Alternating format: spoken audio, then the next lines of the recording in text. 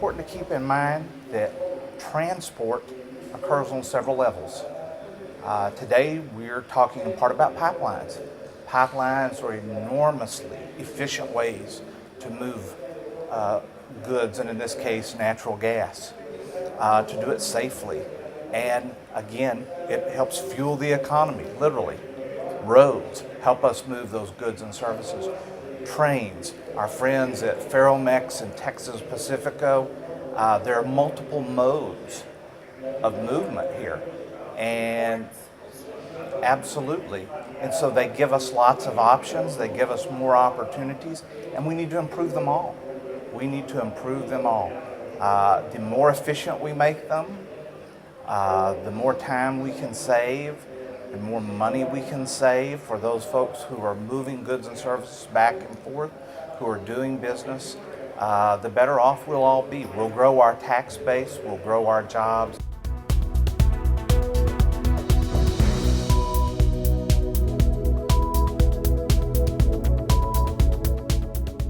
The most important thing for me to explain about this corridor and the misconception to correct, people see it as one single project. It's this big, huge project, this road.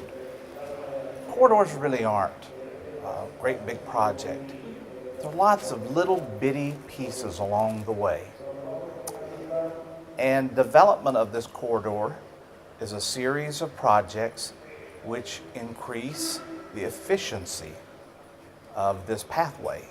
And over time, as we accomplish more and more of those efficiencies, it adds up to the really big amounts of money, of time, that are significant to businesses, that allow them to be competitive today, to be competitive tomorrow, to grow their business, and to compete with, quite frankly, our neighbors further back towards Asia. So again, each of those little efficiency projects in themselves may not seem terribly significant, but as we put them all together, they're vitally important to protecting our economy, growing new jobs, and preparing for a better future.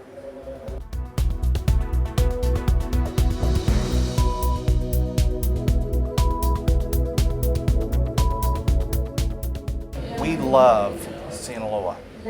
We love the semblance of agricultural economies that we have, the many opportunities that we have to explore in an economic sense. We love the port. We love the Pacific Ocean, this beautiful, beautiful area of your country.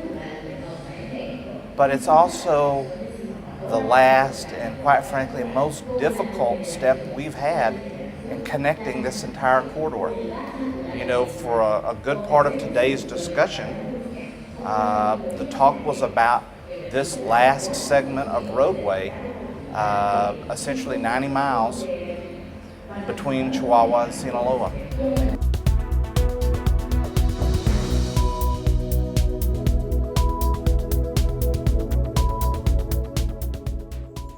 We have worked along with many others to encourage and to advocate for particular projects, to bring additional funding.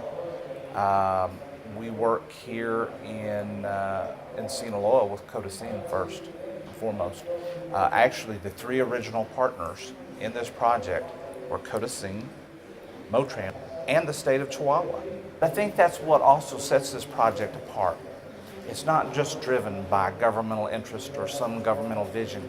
There are business people, and not huge corporate business people, local, community, regional business people who believe in this project and have helped push it forward. Again, what we do is to try to help find additional funding to make those small efficiency projects a reality. And again, Codesin has been fantastic. They're a great representative of economic development for their state and the regions they represent. But they also understood that big vision, something not just for here, now, today, but something that would provide jobs and opportunities for generations to come. So to be able to work with folks like that, Mario Cadena Senior, all the folks at Codesin that we've dealt with, who very much are dedicated to a project and a benefit that's not for them, it's for generations that will come later on. That's about as good as it gets in this life.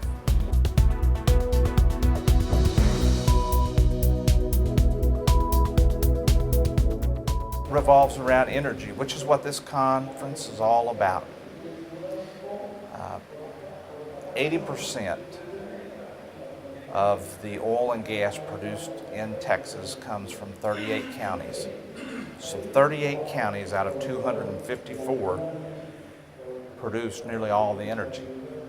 Most of those are in the Permian Basin.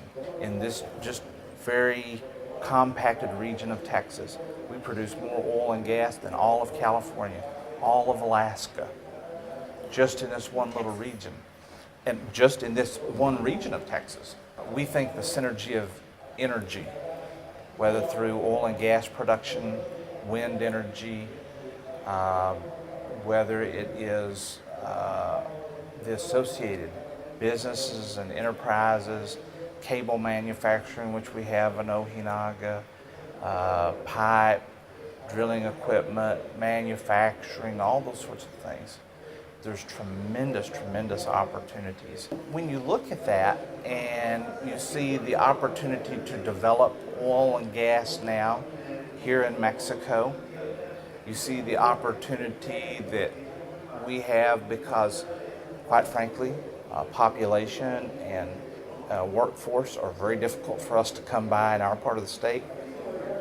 We have the ability to develop synergies and relationships again here with Chihuahua and Sinaloa to meet those needs and allow us to continue to go. But over 100 years, the Permian Basin has produced energy, and we have only extracted 1/3 of the recoverable reserves.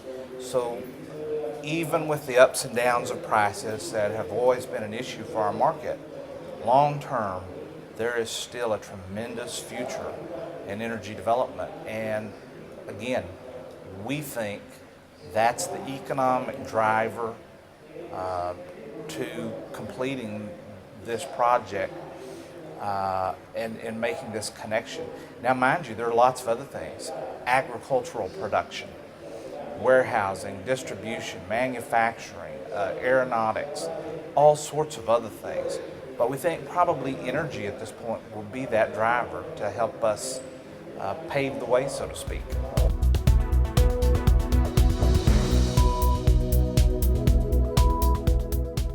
I think the two things that are most elevated for us at this point is expansion of the Port of Presidio, and not just the expansion, but making it more efficient, allowing us to move more goods and products through there. We're moving along pretty well in that direction. The other one is to get the federal government to come in. You know, President Pena has been great in many areas of this project. We need him to come in and really help us push to finish this last segment and connect Sinaloa.